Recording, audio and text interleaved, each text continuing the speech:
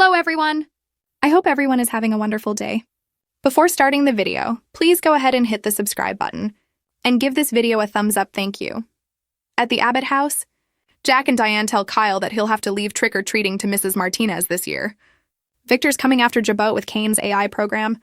They fill him in on their suspicions and warn they could lose everything. Talk turns to Kyle's trip to LA, and he admits he thought he was on the verge of a breakthrough with Claire before he had to come home.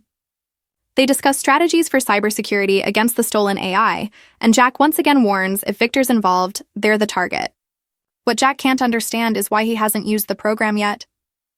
He intends to find out. After Jack's blown out the door, Diane tells Kyle she's sorry he had to come back if he and Claire were making progress. Kyle tells her what happened with Noah.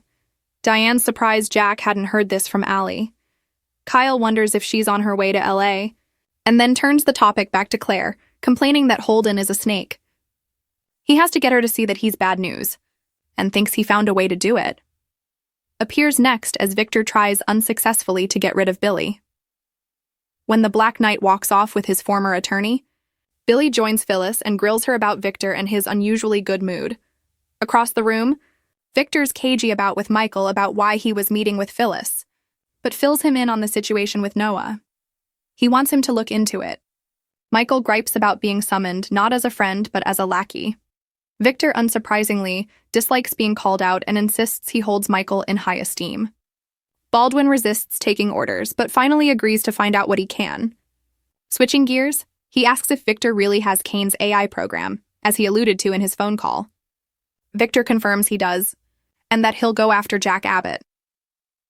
Michael argues against this, prompting Victor to explode over the night that Jack Abbott spent with Nikki in that hotel room.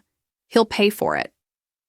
Michael warns this could blow up in his face legally, but Victor only wants to know, are you on my team or are you not? Michael would only consider coming back to protect the mustache from himself.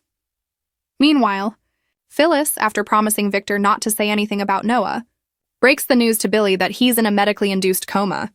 She claims that's why she was talking to the Newman. Phyllis urges Billy to move along now, but he orders up an omelet. Billy and Phyllis bicker and banter as he reveals that ABCOM is ready to launch again.